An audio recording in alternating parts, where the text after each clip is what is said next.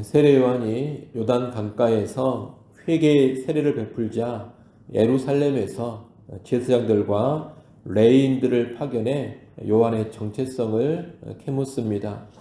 그들은 요한에게 와서 내가 누구냐 이렇게 묻습니다.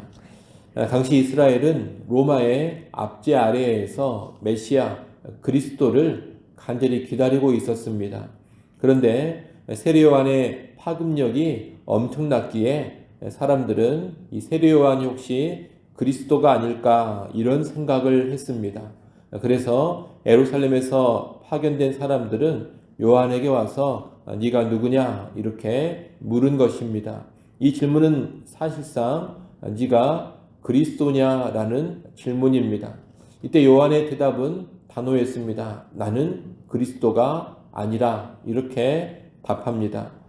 그러자 그들은 다시 묻습니다. 그러면 내가 엘리야냐 그 선지자냐라고 묻습니다.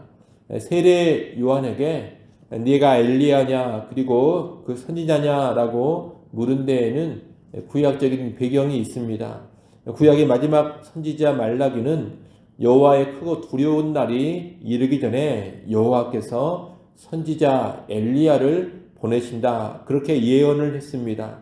그래서 유대인들은 메시아 그리스도가 오기 직전에 엘리야가 다시 나타나서 이스라엘을 회복시킬 것이라고 믿고 있었습니다. 또 신명기 말씀에 보면 모세는 내 하나님 여호와께서 너희 가운데 내 형제 중에서 너희를 위하여 나와 같은 선지자 하나를 일으킬 것이다 그렇게 예언을 했습니다. 그래서 유대인들은 그 선지자를 메시아나 메시아에 준하는 권능을 가진 예언자로 알고 기다려왔습니다. 그래서 세례 요한에게 와서 이런 구약의 말씀에 근거해서 네가 엘리야냐 그 선지자냐라고 물은 겁니다. 지금 세례 요한에게 던져진 질문들 내가 그리스도냐 내가 엘리야냐 내가 그 선지자냐 이러한 질문들은 어찌 보면 요한에게 엄청난 유혹이었습니다. 맞다 내가 바로 그 사람이다 이렇게 답하면 세례 요한은 온 이스라엘이 주목하고 추앙하는 인물이 되는 겁니다. 하지만 요한은 단호하게 아니라라고 답합니다. 그런 유혹에 조금도 흔들리지 않은 겁니다. 계속되는 추궁에 요한은 자신의 정체성을 밝힙니다. 23절 말씀을 한번 보십시오. 23절 말씀 같이 읽습니다.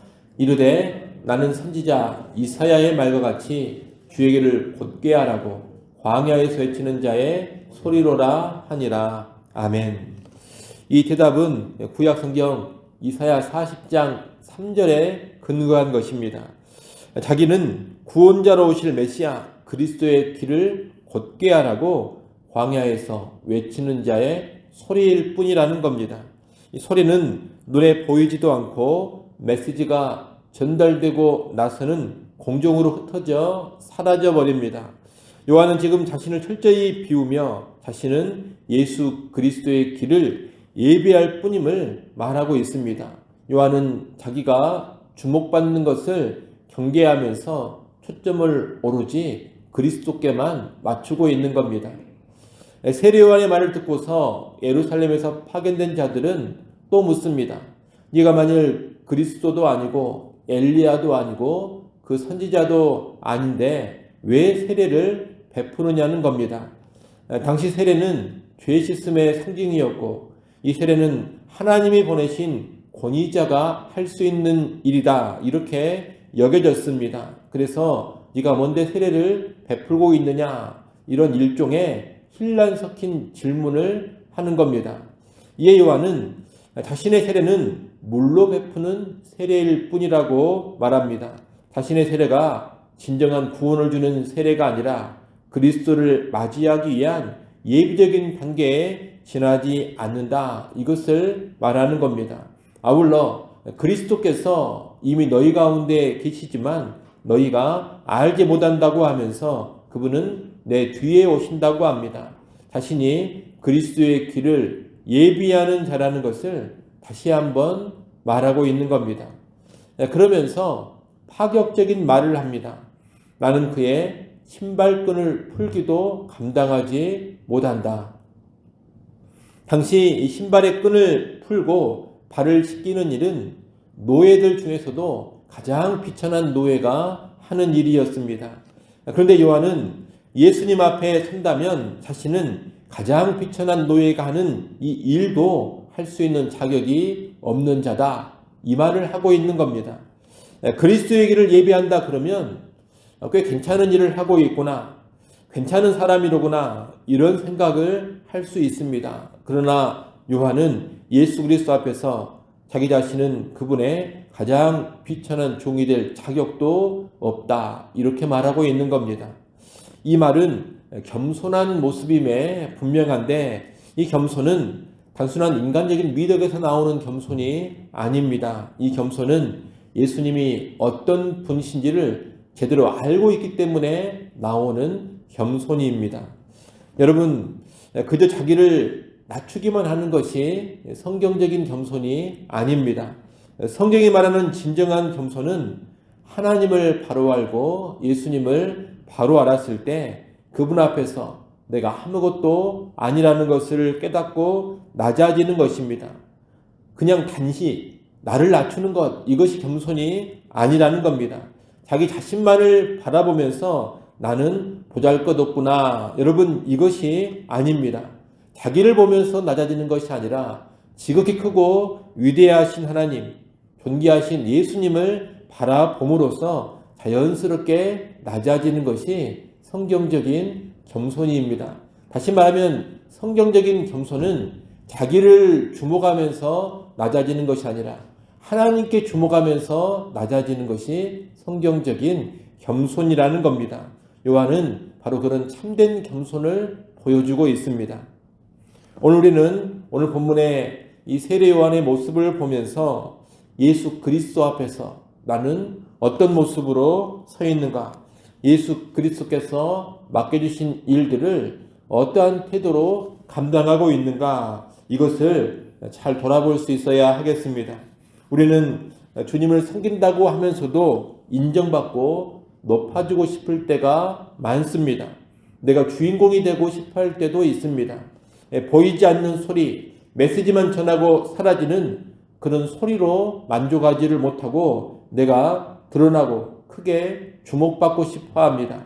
내가 얼마나 수고했는지, 내 공로가 얼마나 큰지 드러나야 하지만 직성이 풀립니다. 나를 특별한 사람, 대단한 사람으로 알아줘야 기분이 좋습니다. 이게 다 교만해서 그러는 겁니다.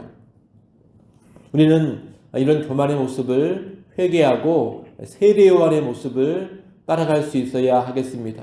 우리는 예수님을 전하고 나면 기쁘게 사라져야 합니다. 우리 삶의 목적은 내가 유명해지는 것이 아닙니다. 내가 유명해지는 것이 삶의 목적이 아니라 나를 통해 예수님이 더 널리 알려지는 것이 우리 삶의 목적이 되어야 합니다. 나는 주님의 신발끈을 풀기도 감당치 못할 자다. 그런 심정을 가지고서 내가 주님을 섬기고 주님의 일을 한다는 그 자체만으로도 몸둘 바를 몰라야 합니다. 그런 심정이라면 누가 알아주지 않는다 해서 마음 상할 일도 없고 내 공로를 인정받지 못한다 해서 기분 나쁠 일도 없습니다. 내가 그저 주님을 섬길 수 있다. 그 자체만으로 얼마든지 감사하고 감격할 뿐인 겁니다. 우리는 이런 태도로 주님을 섬기고 주님의 일을 감당해야 하겠습니다. 지극히 영광스럽고 지극히 크고 지극히 위대하신 주님을 바라보면서 지극한 겸손으로 주님을 섬겨야 하겠습니다. 나는 아무것도 아닙니다. 그 고백으로만 주님을 섬겨가는 우리 모두가 될 수 있기를 간절히 바랍니다. 기도합니다. 하나님 아버지, 주님을 바라보며 참으로 겸손하게 사역했던 세례 요한의 모습을 오늘 우리가 봅니다. 우리가 그 모습을 본받게 하여 주옵소서. 주님을 섬기며 주님의 일을 감당하면서도 마음 한켠에 교만한 마음이 가득해서 내가 높아지고 내가 주인공이 되고 싶어지고 내가 주목받고 내가 인정받고자 하는 그런 마음이 우리에게 있는 것을 고백합니다. 우리의 이런 교만한 모습을 용서하여 주시고 아버지 하나님 참된 겸손으로 우리의 심령을 충만하게 채워 주옵소서. 나는 주 예수 그리스도의 신발끈을 풀기도 감당치 못할 자라는 이 겸손한 고백이 일평생 떠나지 않게 하여 주옵소서. 주님을 섬기되 오직 참된 겸손으로만 섬겨가게 하여 주옵소서. 아버지 하나님, 이 새벽 시간 또다시 하나님 앞에 나와 기도합니다. 우리의 모든 짐을 지시는 하나님 아버지께 우리의 모든 짐과 수고와 염려를 다 맡겨버리게 하여 주옵소서. 우리의 구할 것을 감사함으로만 하나님께 아뢰게 하시고 그러한 가운데 주님 약속하신 하늘의 평안 누리게 하여 주옵소서. 예수님의 이름으로 기도드리옵나이다. 아멘.